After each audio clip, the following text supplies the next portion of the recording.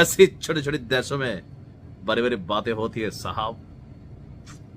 আসলে আমাদের বউদের জন্য এই ভিডিওগুলা, তোমরা তো বোঝো না দুনিয়াতে আসলে মিলমিশ থাকলে আর কি হিংসা, এই হিংসাটাই খাইয়া দিছে। নয়তো প্রত্যেকটা পুরুষের ঘর কত সুন্দর থাকতো, 2-3টা বিবি, একজন বাবার বাড়ি গেলে আরেকজন রান্না বাড়ি করে দিত, খাওয়াইতো, বাচ্চা কাচ্চা রাখতে পারতো, শ্বশুর শাশুড়ি খেদমত থাকতে পারতো। কিন্তু হিংসার কারণে উন্নতি নাই। 2টা বিয়া করতে দেয় না, 3টা বিয়া তো দূরের কথা। হুজুররা দেখেন মাশাআল্লাহ এই সুন্নতের এই কাজটা কত সুন্দরভাবে করছে। এটা সুন্নত কিনা জানি না, ফরজ ওটাও জানি না। যাই হোক, মজার ছলে বললাম, ঘটনা হচ্ছে এবার তো ভাই মুফতি কাশেমি ওনার তলে তলে আরেকটা বের হয়ে গেছে। মানে 2টা তো আগে আছে, আরেকটা আবার পার্ট টাইম আরেক জায়গায় রাখছে বউ।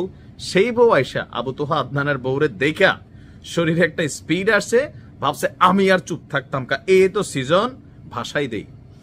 বাংলাদেশে যারা আলোচিত ইসলামিক বক্তা আছেন এদের মধ্যে কি বলা হয় যে শরিয়া ভিত্তিক আদর্শ নিকাহ ব্যুরো এবং কনসালটেন্ট প্ল্যাটফর্ম আইডিয়াল ম্যারেজ ব্যুরোর প্রতিষ্ঠাতা মুফতি মামুনুর রশিদ কাশেমের বিরুদ্ধে তার 3য় স্ত্রী পরিচয়ে এক নারী হাজির হয়েছেন।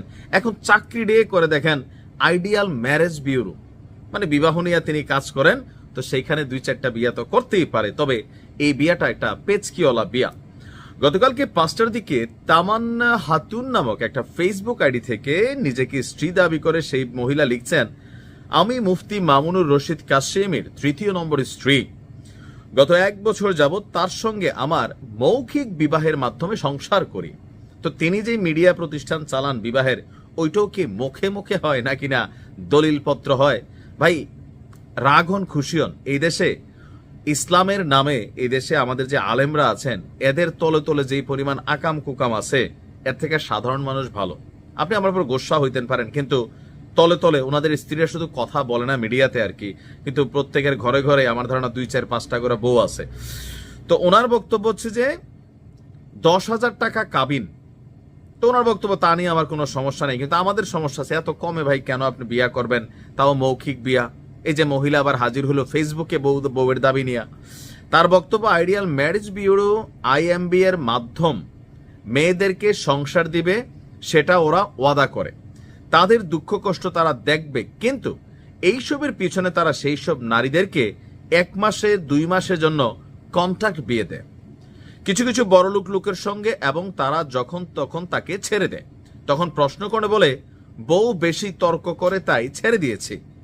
একদিক দিয়ে মহিলাদেরকে ঘর সংসার দিবে বলে আরেক দিকে ইচ্ছাকৃতভাবে মহিলাদেরকে ব্যবহার করে তাদের সংসার নষ্ট করার পরিকল্পনা করে। তার অভিযোগ এইসব নিয়ে তর্ক করতে গেলে তার সঙ্গে আমার ঝামেলা হয় এবং এক পর্যায়ে মুখেই তালাক দেয়।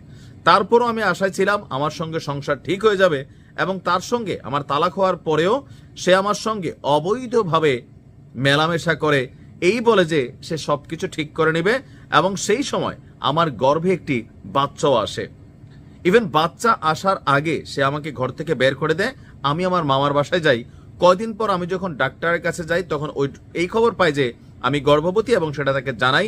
তখন সে আমাকে বলে এটা অবৈধ সন্তান, এটা পৃথিবীতে আসলে তোমার আমার জন্য ক্ষতিকর, আল্লাহর কাছে জবাব দিতে হবে, এই বাচ্চা ফেলে দাও, আমি সবকিছু ঠিক করে ফেলবো। সে আর তার দুলাভাইয়ের প্রথম স্ত্রী আমাকে জোর করে ওষুধ খাওয়ায়। বাচ্চা নষ্ট হওয়া পরবর্তী সময় সেই কুষ্টিয়াতে যে একটি 13 বছরের মেয়েকে বিয়ে করে, এবং সেই কি এখনো পাবলিশ করেনি অনলাইনে, 14-25 তার বিরুদ্ধে একটি মামলা জমা দিয়ে আমি আশা করতেছি এটার ভালো ফলাফল পাবো। তো তার বক্তব্য, ইমামউদ্দিন আমার সৎ বাবা, আমার মাকে হুমকি কেউ দেয় যে তোমার মেয়ে যদি অনলাইনে এসে আমাদের বিরুদ্ধে কথা বলে তাহলে আমি তোমাকে সঙ্গে সঙ্গে তালাক দিই। মানে এখন বুঝতে পারছেন এই যে বাটপারদের, আমি জানি না যে তার বিরুদ্ধে যে অভিযোগ এটা সত্য কিনা, যদি সত্য হয় আগাগোড়া এক একটা বদমাইশ। 10,000 টাকা দিয়ে বিয়ে করছে মৌখিক, মুখে মুখে তালাক দিছে, বাচ্চা একটা প্রেগনেন্ট করে বলতেছে এটাকে ফালাই দাও। আর এরা লেবাস টেবাস ধইরা এই দেশে বলে শরিয়া ভিত্তিক বিবাহ প্রতিষ্ঠান চালু করছে। বেটা পাছার চামড়া তুলে ফেলা উচিত, বুঝছেন? মানে বললাম না যে এই দেশে আলেমদের নিয়ে মানুষ সহজে কথা বলতে চায় না, কিন্তু এদের প্রত্যেকেরই এই ধরনের বহুত অপকর্ম আছে। অনেকে তো আছে মহিলা না পাইলে মাদ্রাসার মধ্যে ছেলেদেরকে ধইরা বসে, এ আমাদের আলেমরাই। বাহিরের মানুষ এগুলা কম করে, বাহিরের মানুষ নারীদেরকে ধরে। তা আমার মনে হয় যে এই জাতির মধ্যে ভিতরে ভিতরে যে পোকা জমা আছে এগুলো বের করা দরকার।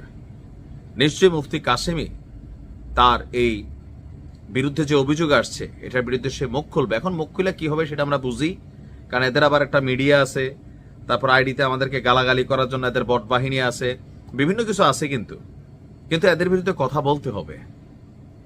ভালো থাকুন।